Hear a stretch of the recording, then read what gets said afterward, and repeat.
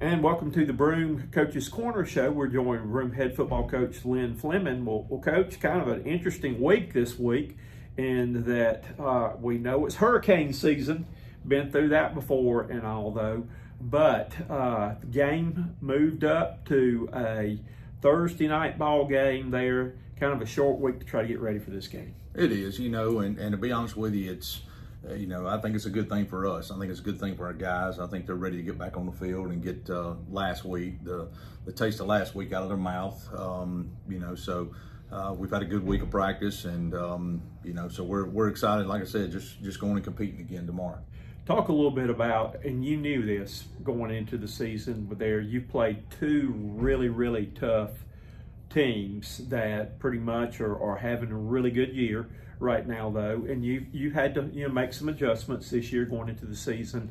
There, shift some people around, though, that it's kind of a work in progress, even though these guys have played together through the little leagues and like that. Though when you get up and you're playing on Friday nights with the silk zone and light zone, it's a little bit different environment for them. It is, and that's part of the learning process. We're getting closer every week to getting the pieces of the puzzle together, and it's always explained to our guys, and that's why you play a preseason. It's great to see your record and great you're playing, but it's really to get ready for a region, because that's at the end of the day, getting the region, getting in the playoffs is what matters. So the key for us right now is just to keep getting better, try to get more consistent with what we're doing, continue to try to get people in the right position, stay healthy, and just keep getting better every week. Spartanburg was a tough team to play because, they had a huge offensive line, a couple of over 300-pound linemen there. And again, we talked about this last week too. That kicker is a secret. Well, it's no secret. He is a special part of that team because you get it just across the midfield stripe, and they're within reasonable distance for points on about every trip they have it. And y'all did a good job of holding him to field goals, but he only missed one that night, though. But again, when they get the ball and get it across midfield or get it there, that there's really probably no. They said the kick that he made to beat South Point would have been good from 60. Yeah. Well, and it's what people overlook about him is kicking off.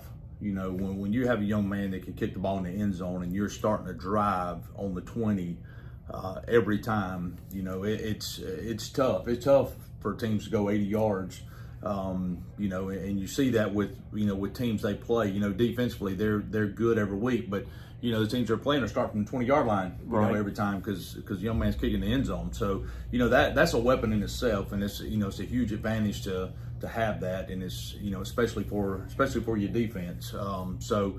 He's, like I said, not to mention his field goals. That in itself is hard to replicate.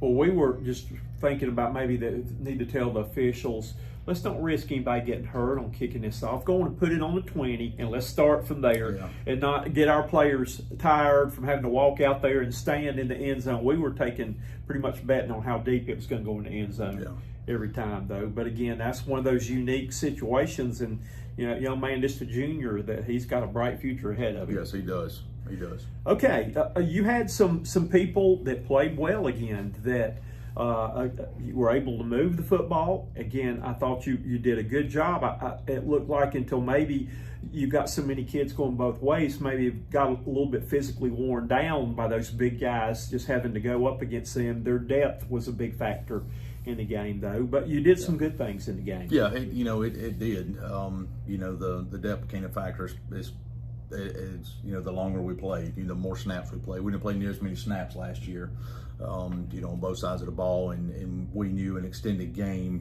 was going to be an issue because, we had a couple other guys out there that was playing more snaps than they played all year. So, and again, it's just a piece of the puzzle trying to get guys in the right spot and trying to get them in shape to be able to go both ways. So, but yeah, we did some really good things. Offensively, we had times that we were able to move the ball, just not consistent enough to be able to get a lot of points out of it.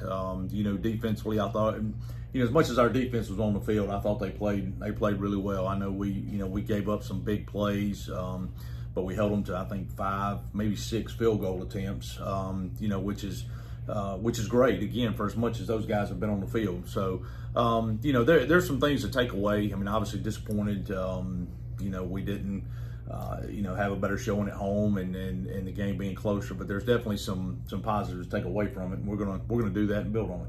And again, some things really stuck out to me that I was impressed, and I told him this last night. But sugar and spice. It's going to have to be hard after 17 years of that. Right. It's kind of hard to get that out. But I thought of Majay several times that it would have been easy for him just to have let the guy go. But he ran one guy down around the 10-yard line and just chased him for about 30, 40 yards and caught him. Yeah. And I saw a couple of times late in the game when lots of times you just want to get the clock over with and run, where he made some extra effort plays that really impressed me, that he was going to play it hard all the way to the end. Well, Majay's a track guy. He's fast, and it's funny you say that because we've had several coaches comment on that effort play that he made, and we were real pleased with Majay and how he played. Not only how he played, but his leadership. His leadership in the locker room, has been outstanding. So he was a big part and a big effort guy for us this week, and he's only going to continue to do great things moving ahead. It's been good. You played 3 games this year. You've had a 100-yard rusher in each of the games, and you've had 2 different people be 100-yard rushers for you this year. But it's kind of good there to have a change of pace, with the running game there. It is. Taekwon's doing a fantastic job. I mean, he's getting better and better every week. With Taekwon, he's going to have to play every snap on defense. Mm-hmm. It's just hard to give him a break on defense. So, when we do get him off the field, it's going to be on offense. And, the good thing about Book is Book's in pretty good shape. He's doing a good job of handling all of it and playing both ways. And like I said, we try to get him some rest every now and again when we can, but he's handling it very well. He's been a good leader for us on the field as well. And he knows what he's going to have to do when he goes out there each week. He's expecting to play offense. He's expecting to play defense, and that's what he's going to do, and that's what you want him to do. I thought he looked extremely quick hitting the hole for you. I know they may have gotten used to Preston a little bit early in the game there of his style, but I thought when Booker came in that he really hit the hole quick and gave you another dimension. He's doing a really good job of seeing holes and accelerating through them right now. And that's where he's just continuing to get better. He doesn't need but a little crease, and he's going to hit it when he cuts and he sees it. Again, he's going to accelerate through it, and he made some great runs the other night. Jameson, I thought, made some good throws for you, getting it down the field. I felt bad for him when that guy read the screen right there, perfect on that play right there. Wasn't a whole lot I could do though, but he seems to be getting better and settling in as your quarterback too. He is. That's kind of a blind throw. You got to expect everybody to do your job on that, and we didn't necessarily do that, but. He's settling in. It was, there was a lot of pressure the other night, and some balls he had to get rid of in a hurry, or some balls he couldn't, he didn't have a chance to cut loose. But he's getting better, and that speed. Obviously, we won't see that speed every week, and so we're looking forward to the pace of that slowing down just a little bit. Of course, this group we're playing this week's athletic as well, so but it's only going to make us better. It's only going to make these guys better, and just again, like we talked about, just keeping it in perspective and understand that we want to get better come region time and playoff time. All right, it's Thursday night football now, and what can you tell us about this second straight week you've had to play the Vikings? Yeah. These are the purple and gold Vikings, though. But Emerald, the things I always remember about Emerald was that they like to play very physical, smash mouth type football, and were very aggressive. What's the characteristics of this year's team? Yeah, it's very similar. They're a little bit, since last time we played them, they switched up a little bit on offense. They're more in a spread type offense. Still a lot of zone. Some counter stuff, but they try to throw the ball a little more, and still want to be a physical team. They're going to get in some power sets and full backfields. It's going to come downhill right at you, and again, they're going to be able to spread it out and throw screens and throw it deep, and so they kind of diversify what they're doing a little bit. Defensively, they just play. They're very physical up front. They like DBs, do a good job of keeping stuff in front of them. It's going to be a very athletic team that we're playing Friday, and again, we're going to have to play well.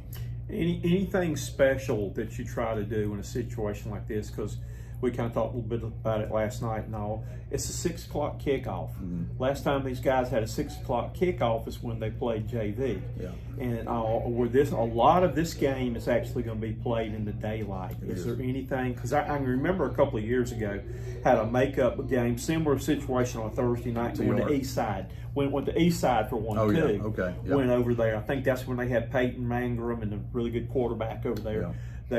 But it seemed like the Centurions did not really kick in until 7:30. That when they were normally playing, that was just really a sluggish start. Well, and that's one thing. We talked about the day after practice. We can't let this change be a distraction for us. It has to be. 6 o'clock is kickoff. We have to go. We can't wait till 7:30 to turn it on. We have to, whoever handles the adversity part of this change the best, I feel like as a team is going to win the football game. So, I think our guys, hopefully they understand that, and hopefully we'll get a good night's rest, and it'll be a game day tomorrow. We're just going to kick it off a little bit earlier, and hopefully we'll be ready to go. All right, talk to us a little bit about the keys for the Centurions for this week's game. The keys for us offensively is some explosive plays. We need to get some more explosive plays, some more 15, 20-plus yards play, and we need that, and we need that early. I think that's the key to us offensively. Defensively, is really recognition. Recognition of the formations, recognition of what they do out of the formation. Our defensive staff is doing a great job.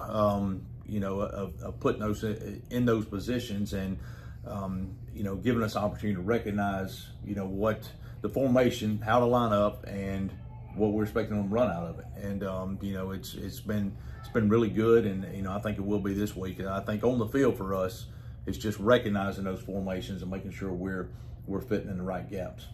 So we look forward to playing a little Thursday night football. I guess I can probably go out and maybe make Friday night date night. My wife will be happy with that. I'm sure she will. Before I have to go back to a game on Saturday in Columbia, so maybe I can make a few brownie points. So we look forward to catching up with you after the game, and good luck. And let's see if we can get the Centurions back on track again this week. Sounds great. Thanks, Coach. Thank you.